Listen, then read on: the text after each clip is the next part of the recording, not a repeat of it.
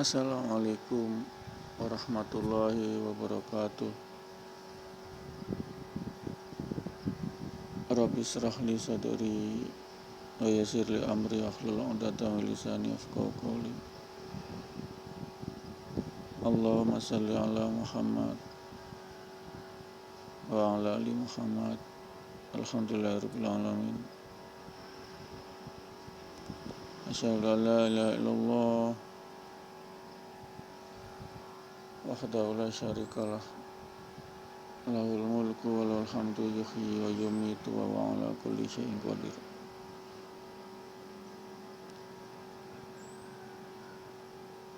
Asyhadu an la ilaha illallah astaghfirullah nas'alukal jannata wa na'udzu bika minan nar. Allahumma innaka 'afuwun tuhibbul 'afwa fa'fu 'anni ya karim. Rabbana dzalamna anfusana wa illam taghfir lana wa tarhamna lanakunanna minal khasirin.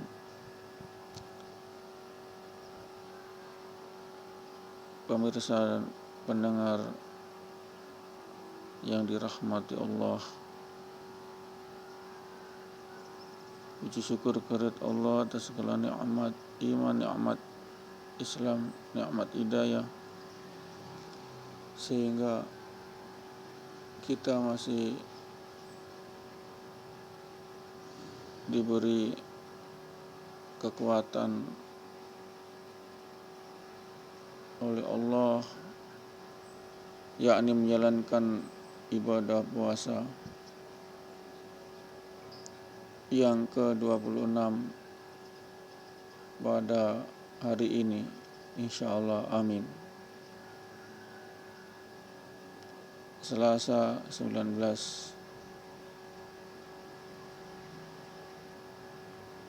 Mei 2020, insyaallah kita senantiasa diberi kekuatan iman, kekuatan wahtisaban, ghufira dzambi, ampunan dari segala dosa-dosa kita. Itulah tujuan puasa. Iman wahtisaban ghufira dzambi, iman dan mengharap pahala Allah dan pengukuran daripada dosa-dosa, ampunan. Sehingga dengan bergugurnya dosa-dosa kecil,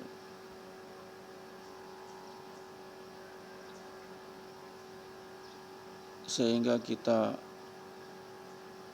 dari memasuki fase kedua ampunan dosa-dosa kecil, kemudian pada fase akhir 10 hari terakhir Ramadan kita ada fase pengampunan dosa-dosa yang sangat besar kecuali syirik, yakni itkun minanar. Itkun minanar adalah pengampunan dosa-dosa yang besar di luar syirik, menyebutkan Allah yang tidak ada ampunannya. Itu hakikat daripada Ramadan. Pertama adalah fase rahmat 10 hari pertama, rahmat hidayah, sehingga kita masih diberi kekuatan iman dari Allah. Kita beribadah karena ada anugerah rahmat berupa hidayah dari Allah.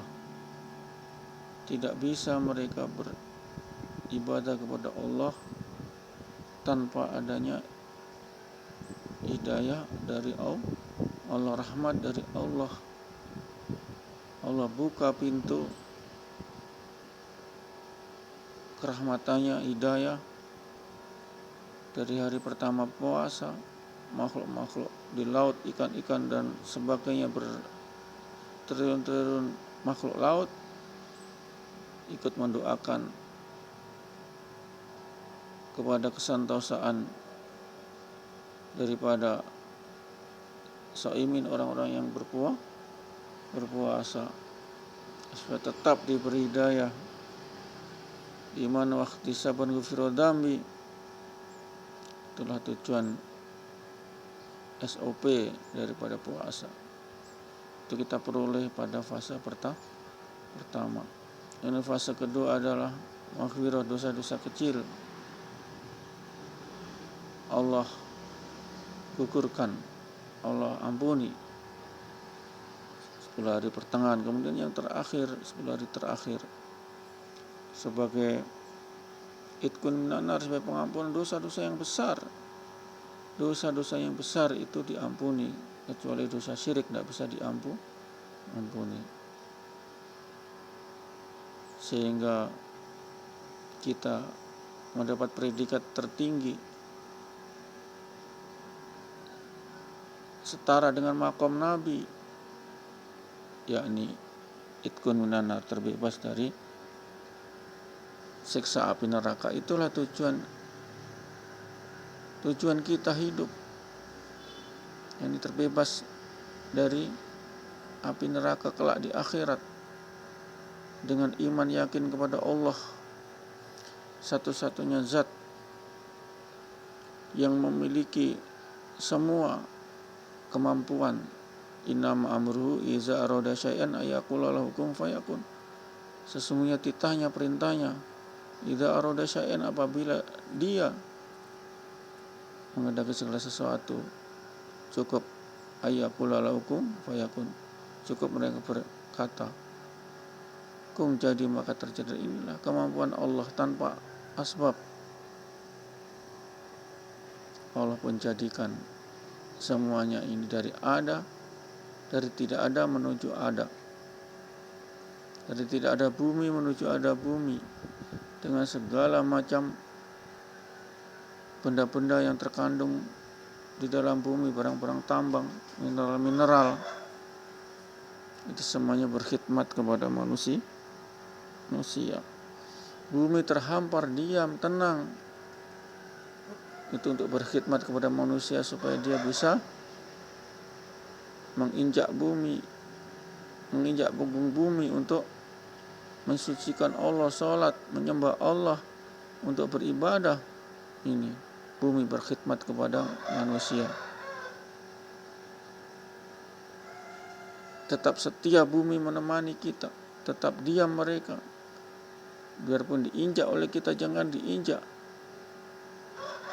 diterjang oleh bulldozer yang beratus-ratus ton, berpuluh-puluh ton, dia tetap diam, tidak berguncang, tidak bergeser sedikit pun. Tapi kadang bumi berguncang, bergeser, gempa bumi, karena bumi ingin menunjukkan bahwasanya aku ini makhluk Allah. Jangan sembarangan berlaku maksiat di punggungku. Maka terjadilah kehendak Allah, yakni gempa bumi. Tanpa orang bermaksiat pun di atas punggung bumi, Allah berkehendak tetap bisa untuk menggerakkan bumi sehingga bumi berguncang-guncang, bergoyang-goyang, gempa bumi. Itulah pendengar yang dirahmati Allah. Hakikat makhluk Allah, baik benda mati maupun benda hidup, semua berkhidmat kepada manusia. Ditebarkannya ikan di lautan, beribu-ribu jenis ikan atau hewan laut, itu tujuannya adalah untuk berkhidmat kepada manusia supaya bisa memperoleh daging yang segar dari laut untuk konsumsi makanan protein hewani, hewan laut.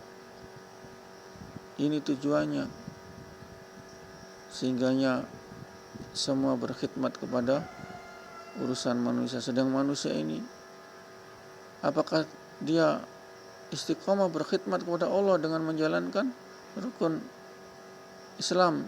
Tidak usah menjalankan lain-lain. Rukun Islam bagaimana ditegakkan? Tidak. Sholat 5 waktu di masjid ada? Tidak. Puasa Ramadan ada? Tidak.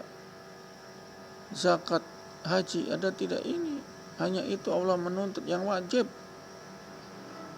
Sholat 5 waktu, zakat fitrah, zakat mal, lalu puasa Ramadan dan naik haji bagi yang mampu. Itu yang Allah tuntut, kewajiban itu. Yang tidak menuntut yang lain, mungkin sebagai tambahan kita, sunnah-sunnah Nabi, zikir dan lain-lain, itu adalah tambahan sunnah. Tapi yang pasti kita dituntut. Allah telah menyediakan makhluknya, punggung bumi untuk kita tempati. Kita bersandar, tidur, berjalan. Ini semua khidmat daripada tawaduknya daripada bumi. Diinjak dia tidak marah. Dilindas dengan kontainer yang truk yang berpuluh-puluh ton tidak marah juga. Semua berkhidmat kepada manusia. Sekarang pertanyaan, apakah manusia berkhidmat kepada Sang Pencipta? Allah tidak berbuat maksiat, itu urusan lain. Itu urusan juga hidayah dari Allah. Hidayah dari Allah. Manusia dijadikan taat kepada Allah. Selalu mensucikan Allah, asma Allah, ahad, wahid. Allahu ahad. Allah itu satu. Allah itu satu.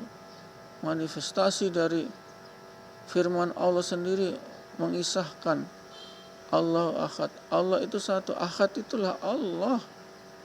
Dari ahad itu timbul bilangan yang banyak. Ahad tambah satu ahad jadi dua ahad. Tambah tiga ahad dibagi dua lagi setengah ahad. Allah adalah ahad. Allah adalah satu. Satu Allah. Nama lain Allah adalah Al-Ahad. Allah adalah satu. Dengan satu itulah ini sebagai azimat yang menyelamatkan kita masuk surga itu. Tanpa qul wallahu ahad, katakan Allah itu satu, tidak bisa kita masuk surga. Itulah pentingnya angka. Angka adalah abstrak. Angka itu pembilang. Pembilang daripada zat. Sekumpulan satu, sekumpulan dua, sekumpulan tiga, maka dibilang satu, dua, tiga, timbul satu dibagi dua setengah, timbul dua kali dua, empat. Ini adalah bilangan Allah. Allah sendiri berfirman, Allah ahad, saya itu satu. Saya ini bilangan satu, jangan dipecah-pecah. Tiga dalam satu. Ada tiga dalam satu, pokoknya Allah memang satu tapi terdiri dari tiga. Tidak, Allah itu tetap satu. Qul wallahu ahad. Ini pentingnya. Kalau Al-Quran sudah didahului dengan Qul, itu sangat penting. Macam Qul kulum min indillah. Katakan Tuhan semua dari sisi Allah. Qul wallahu ahad. Katakan Qul wallahu. Allah itu satu. Ini adalah kunci. Satu adalah kunci ketuhanan yang Maha Esa. Satu adalah kunci masuk surga. Pentingnya angka satu ini. Satu adalah kunci masuk surga. Katakan Allahu ahad. Allah satu. Itu kunci masuk surga. Allah satu. Bayangkan satu. Angka ini menyelamatkan kita yang ingin selamat di akhirat masuk surga. Itkun minanar, terbebas dari neraka. Itu Allahu ahad. Inilah pesan nubuah semua nabi-nabi untuk menegakkan kalimat tauhid. La ilaha illallah, qul wallahu ahad. Tanpa ini, tanpa ahad, tanpa Allah satu, kita tidak bisa dijamin masuk surga. Sehingga kita beriman, iman yakin kita, yakni qul wallahu ahad kita tetapi sebagai syarat utama terbukanya pintu surga untuk kita semua manusia yang meyakini qul wallahu ahad pasti masuk surga. Tidak ada yang tidak masuk surga. Asal Allah satu. Qul wallahu ahad itu tertanam kita masuk. Wa man kana akhiru kalami la ilaha illallah dakhulal jannah itu. Barang siapa di akhirnya mengucapkan la ilaha illallah dakhulal jannah, tiada datang selain maka surga. Ini jaminan Allah. Bayangkan hanya dengan kata-kata qul huwallahu ahad kita dijamin masuk surga. Apa tidak hebat itu kata-kata satu? Pendengar, demikianlah ceramah ini insyaallah kita akhiri. Kita sambung lain waktu. Bismillahirrahmanirrahim. Assalamualaikum warahmatullahi wabarakatuh.